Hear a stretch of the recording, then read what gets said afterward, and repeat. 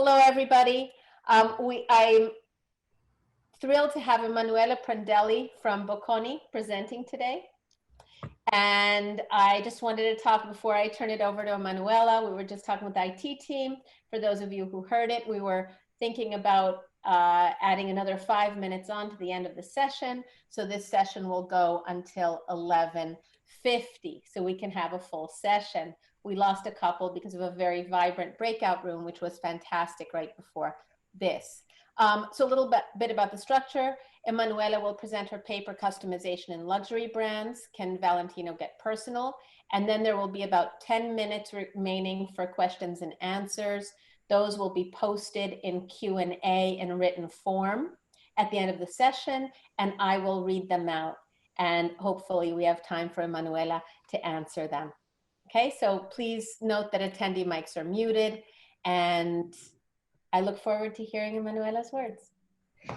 Thank you so much, Tavi. It's my deep pleasure to be here with you today. So really thank you for this invitation to this amazing conference. So it's a real opportunity to be back after a couple of years. So I really appreciate that. If you don't mind, I will start sharing my screen. Thank you very much. So I try to respect my slot. And I'm looking forward to your question. It's a true pleasure to present this research I've run with Paige Moreau, Martin Schreiber, and Silke Ike. And it's really a brand new paper that is going to be published in a while in Journal of Marketing Research. And the goal that we have pursued is to really try to understand what more and more common trend across different industries, which is customization, is going to be applicable also within fashion and especially within luxury. So we have run a bunch of experiments to figure out to what extent we can push on the customization accelerator also within the luxury field. Our research starts from a bunch of very clear evidence. We see that there are many more opportunities today, and brands are starting to get more and more used to play with customization at many different levels. The first, let's say, level of customization brands have started to play with since a while has to do with content customization. So many brands are starting to use just chatbots or a more sophisticated AI tool in order to reply to customers in a more, let's say, personalized way to any kind of need, request, or even just in order to anticipate their own preferences in a better way. And so we try to shape the content that each consumer is looking at in our own website, any email that she's receiving in a more customized way. But customization is clearly going to a next level, and what we are discovering more and more frequently is the chance to play with customization, not just at the content level, but also at the experience level, which means that we are starting building more and more, let me say, effective experiences for our own customers, thanks to the ability to let consumers interacting with our product and with our brand in a more personal way, with a more personal touch. I'm just thinking to the chance to not to see simply the catalog of our products, of our collection in a standard way, but play with the virtual try-on technology and see each individual garment, each individual piece of makeup directly weared on our own face, on our own body. So the product is still the same for everyone, but the way the single SKU is fitting on me is different from my friend, just because we have different kind of profiles. Obviously, the most important, the most interesting level of customization has to do with the poor product customization, where each one of us is going to get not just customized experiences, but a true personalized object. This is the most, let me say, established probably example of customization, the old example by Nike ID. And the core idea that we have tried to explore through research has to do with the reason behind the increasing interest by any brand for customization. What we discovered through a bunch of researches is that the main reason behind this increasing willingness to invest in customization by many companies has to do with a clear impact, positive, very positive impact on consumers' willingness to pay. So a bunch of studies are demonstrating that a self-customized item is going to gain the let's say, an increased willingness to pay by consumers of about 50% compared to any, let's say, the best possible standard available option. And this effect, this strong positive impact on the consumer willingness to pay for customized objects in any industry. I'm not talking in this moment about fashion. I'm just sharing with you a few results that come from any industry. So according to a cross-sector approach, the main reason behind this very positive impact on the customer willingness to pay has to do mainly with the higher level of preference fit of the customized object compared to the standard one, higher perceived uniqueness, and the kind of a proudness effect that translates into this I designed it by myself feeling. So I feel proud somehow of the object because I contributed to shape it. Now, our main question that was really driving our research has to do to the extent to which we expect that this effect is going to maintain also within the fashion and above all the luxury industry. And we have reason to believe that these effects within these industries can require some, let's say, ad hoc adjustment. We can, of course, testify, we can, of course, let's say, mention a number of different brands that have started to play with customization in fashion and luxury. I just want to quote one of the most extreme examples in clearly a mainstream fashion field, such as the one that was run as an experiment by H&M together with Google. They developed this coded couture app, which was allowing to capture the individual consumer daily habits. So this app was able to allow to follow the customer in each single activity throughout the day, from the moment you get up, the moment you go out and work. Where do you go and work? You go and work out. Where do you go and work? What do you do for lunch? What do you do in the evening? And by capturing all this information, the app was able to give back a fully customized object, a fully customized piece of garment that is not even existing a priori, but it's the combination of all the different inputs that the consumer is providing through his own, let me say, daily life. And the machine is giving back the ideal garment to basically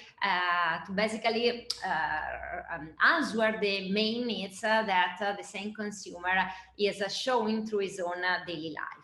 Now, this kind of a very extreme example of customization is clearly somehow, let's say, under a big question mark is if it is applied to the luxury field.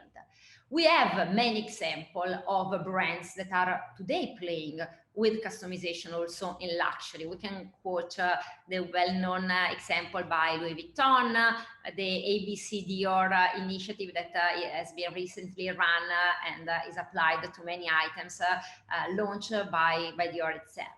But it's clear that we can put a bit under discussion the, let's say, level we can push customization in this luxury field. And we don't expect, obviously, that the same approach that is working for H&M with Google can be extended to the field of luxury, where we still have reason to believe that a huge component of the premium price is justified by the role of the designer. So our main research question, our main hypothesis is that within the luxury field, we expect that the same level of customization that we pursue in the mainstream fashion environment is not working. So in other words, what we expect is that while within the mainstream fashion, the more you offer degrees of customization, the higher will be the consumer willingness to buy and the purchase intention. In the luxury field, this works up to a point. And if you are too extreme, if you give consumers too many degrees of freedom in changing the product, somehow you're going to dilute the recognizability of the product and the designer essence. And this is going to translate in a kind of a backfiring effect. So we are expecting a kind of reverted U shape within the luxury field. And we wanted to support our hypothesis through an ad hoc experiment. We have run a few experiments within this research to try to find some contingencies that are better, let's say, framing the customization boundaries within the luxury field. The first experiment that we ran was between subject experiments that was involving more than 300 participants, and we manipulated two variables: the brand on one side, so we were manipulating mainstream versus luxury brand, using Adidas as the example of a mainstream brand and Hermes as a clear example of a luxury brand. And we provided participants with three different scenarios. Zero customization options, so you can just buy the product as it is in the standard version. A limited amount of customization option, which means that you can just manipulate, you can just change a few features within the pair of sneakers in this case that you're going to buy. And finally, in the full customization scenario, customers were told that they could basically change many different details of the pair of sneakers they were buying, either from Hermes or from Adidas. And here are the results that we have got. As you can see, we can really find the support for our expected effect, which means that in the mainstream field, so for Adidas, you see that the higher the level of customization consumers were provided with, the higher the purchase intent. So you can read the three columns. The red column means no customization at all. The blue column is low, limited amount of customization. The green one is very extensive customization. And on the vertical axis, you can read the purchase intent. So for the mainstream field, fashion field, you see that the more, the better. The higher the level of customization, the higher the willingness to buy. In the luxury field, we see that actually, as predicted, customization works up to a point. So if we compare some degrees of customization compared to no customization at all, we have a positive effect on the purchase intent. But if we go too far away and we offer a full range of options to customize the item, we have this predicted reverted U shape. So at the end, we have a negative effect if we add too many options for customization. So the idea is that by giving consumers too much freedom in the design process, luxury companies can somehow erode the design equity, which has to do with the contribution that the designer himself or herself is going to bring. We wanted to further explore if this result really hold in the luxury field, and so we wanted to replicate this experiment and also understand if all consumers are experiencing this kind of effect in the same way, or some consumers are more sensitive than others. And again, our assumption is that actually fashion-conscious customers are somehow more averse to customization in luxury because they associate a greater premium price and a greater premium, let's say, effect related to the role that the designer has in creating a specific brand signaling value. So what we expect is that the higher the fashion consciousness of consumers, the lower they are willing to get fully customized items, because they still want to see the unique contribution coming from the designer. So first of all, we have run this new experiment to validate the initial evidence that, sorry for the noise outside, the initial evidence that we have collected. We again had two different brands, one mainstream brand Zara, one luxury brand, which is Chanel. And in this case, we have two different levels of manipulation of customization, low versus high. So we wanted to see the different preference for different degrees of customization, comparing lower fashion-conscious customers towards higher fashion-conscious customers. So we also measured the fashion expertise of the consumers that we were engaging. And the big difference compared to the previous experiment is that while the previous experiment was run in a lab, in a research lab, in this case, we ran our own data collection into the real field. So in Milan, we have this area which is called the Quadrilatero della Moda, which means the four streets of fashion. And it's the place, the physical place where all the luxury brands are located, where all luxury brands have their own stores. And so we collected this data by real luxury consumers and not by, let's say, younger people coming to our research lab. So the first evidence that we collected is that the results obtained from this second experiment run into the field is confirming our main hypothesis. While for mainstream brands such as Zara, the higher the opportunity for customization, the higher the purchase intent. For a luxury brand such as Chanel, the low design freedom in customizing the luxury bag that we were testing was preferred to the higher level of customization, where you could change almost all the features of the Chanel bag. Then within this experiment, we also decided to run a three-way interaction to see the effect of fashion consciousness. So we divided our consumers in percentiles, depending on their level of fashion expertise. And what you can see is that for the blue line, which represents fashion, the higher the level of fashion consciousness, the higher the number of degrees of freedom that you want to get in customizing the object. While, on the contrary, for luxury brands, more fashion conscious consumers are looking for more limited opportunities to change some features of the product, because they are more concerned about maintaining the core essence of the design. So again, some degrees of customization are working well, too many are backfiring. At this point, we wanted to go a step further and better understanding also what's the reason behind this kind of effect that we are obtaining. And so basically, why customers design less design freedom when they are customizing luxury items. So what we have done here is to run a couple of other experiments. And these experiments were run to better understand some contingencies. We played with the brand logo prominence and with the signature features of the product itself in terms of, let's say, easiness to identify the single, let's say, item configuration within the collection of different SKUs provided by the brand. Let's go again experiment by experiment. These are the last two experiments I would like to share with you very quickly.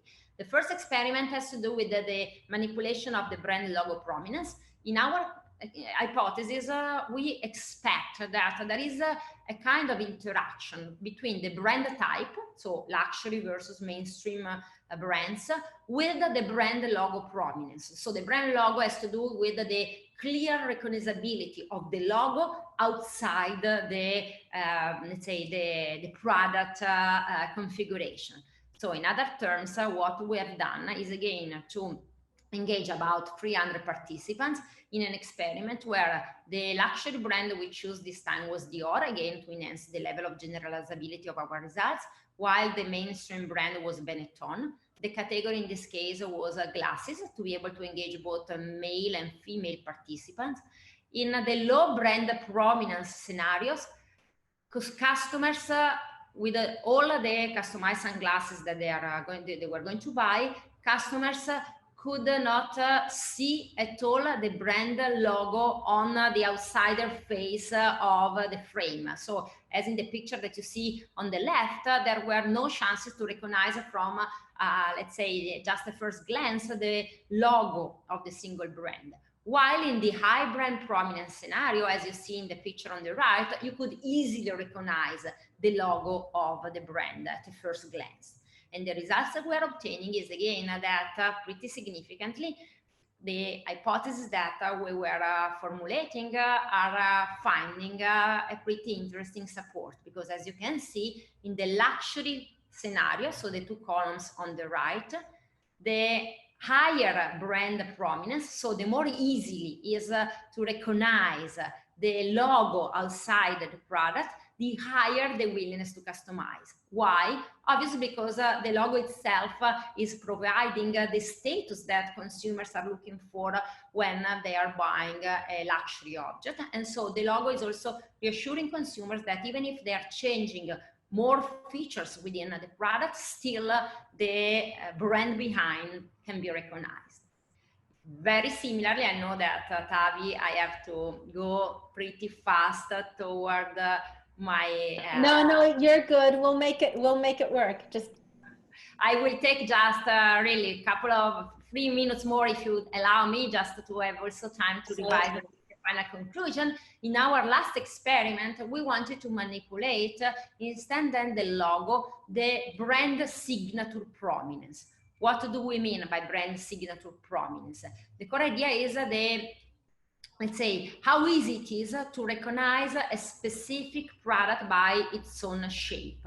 And our hypothesis here is that the brand type is going to interact with the brand signature prominence in such a way that brand signature prominence decreases design freedom for luxury brands and not for mainstream brands. I'll show you just a couple of examples to better explain what I mean. These are 2 bags by Hermes. We are, I think you agree with me, we are all very familiar with the bag on the left, which is a Kelly bag, while the bag on the right is a new bag introduced this year into the Hermes collection. What we expect, to make a long story short, is that you are less willing to customize the item in the case on the left. The product is so iconic, is so well known that you don't want to change it because you want to maintain the recognizability of that kind of configuration. While when the product is a bit more, let me say, peripheral to the core assortment of the brand, so it's less identifiable with the main DNA of the brand itself, you are going to be more open to change also further details, because in any case, you're not going to touch something which you associate just in that specific configuration with the brand itself. So what we have done again is a last experiment. I promise not to be too boring, hopefully, and I will really complete my story with this last evidence. In this case, we involved 249 participants, again manipulating the brand type. In this case, the mainstream brand was again Vuitton, while the luxury brand was Valentino. And then we manipulated the brand prominence. In the case that the brand prominence is very high, we say that the product that you are seeing in this experiment, it's a backpack. In this case, we are selecting a backpack, is considered a high signature product. So its design itself is going to identify the brand. Once you see it, if you are an informed fashion consumer, you immediately recognize the brand due to the iconic design, like in the Kelly case. In the low brand signature scenario, we say that this is a new backpack, which is considered very innovative, as the bag from Hermes on the right, and the design itself is not clearly identifying the brand. If you see it, even if you are an informed customer, probably you're not so likely to immediately recognize the brand that is behind the specific product, because it's a very novel design. So we ran this last experiment, and as expected, once more, what we got is that in the luxury case, when the product is very recognizable, it's really belonging to the DNA, to the core, let me say, tradition of the brand, you want less degrees of freedom in customizing it. While when it's a non-signature product, so it's a more novel product, less central within the architecture of the brand assortment, you are willing to experience more degrees of freedom. So I do hope that the main message that I wanted to share comes out from this bunch of experiments that we have run together. The core idea, really just summing up in a nutshell, is that when products have a strong signaling role, as it should be in luxury, giving consumers too many degrees of freedom can be counterproductive, can reveal to be a kind of boomerang. Boomerang also because we have to face relevant costs, relevant investments. So we need to be sure that this kind of strategy is going to pay off. So what we have been able to highlight through our research is that there is a kind of tension between consumers' willingness to express themselves, which makes them preferring a partially customized item compared to a non-customized one. But at the same time, there is also a willingness to find a clear signal status in luxury items. And so if you go too far away, this signaling power can be lost. So managers have really to try to work to identify kind of sweet spot, a sweet balance on the design freedom continuum, because some degrees of freedom are helping to increase the willingness to buy. But if you go too far away, you are going to dilute the designer essence. So especially if you want to target fashion conscious customers, which should be our own main target in the luxury field, you need to be very careful in providing too many options, because this target segment, which is especially expert, might be especially disappointed if too many items are changing into a very iconic product. Somehow luxury brands can protect their ability to convey status by making the logo more prominent, more evident, because this is per se reassuring consumers about the signaling product of the brand itself. However, if the brand signature is creating the signal, as we have seen in our last experiment, we have to be sure not to give too many degrees of freedom to customers when they are trying to customize, to personalize very iconic pieces, because for iconic pieces we still want to preserve the unique DNA that has made such a brand so unique and so desirable, so dreamy for every one of us. Tavi, I probably took a couple of minutes more than expected. You took just right. And Emanuela, thank you so much. That was so interesting. And you know that I'm very interested in what you're doing, that lately I've been looking at some things that are marginally related.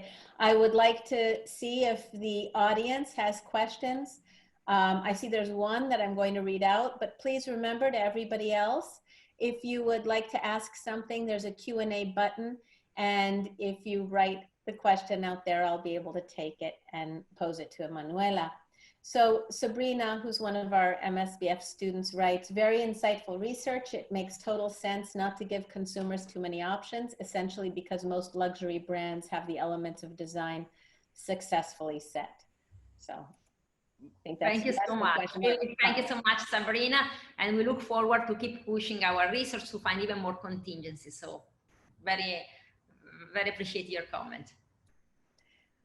And while I'm waiting for more questions, I guess I have one. You know, on that point that luxury brands can protect their ability to convey status by making the brand more prominent through the evident display of brand logos, that second to last, you know, conclusion. Sarah, does it matter how many logos a brand has? So in other words, there's one logo, but are there different variants of the logo that can be used, and does that affect the results? I mean, this is an interesting, but very interesting suggestion, Tavi, and we were also thinking to manipulate the different, because different version of the logo, and even giving consumers the chance to add their own name, for instance, on top of the logo itself, so combining the two together. We do believe that the important thing is that you still maintain a hook which allow customers from a psychological perspective to be anchored to a clear brand perimeter. So to the extent that, notwithstanding which is the shape of the logo that you select, consumers can easily have the logo prominence as a kind of anchor to show who they are. At that point, they might be willing to change also more things. If otherwise, I mean, the logo is missing, they want to be sure that it's the product configuration per se that is conveying to observers what's the choice behind the brand that you are wearing. Very interesting. Thank you. I have another one of our Masters of Science and Business of Fashion students asking a question. Sarah, she's asking, do you believe that there are any luxury brands that are an exception to your findings in regards to logo visibility and customization? An exception, just to be sure that I'm interpreting properly what you are asking. An exception, which means that the more you are offering degrees of freedom, the more the willingness to buy. So even if you go far away, you are still able to push consumers to buy.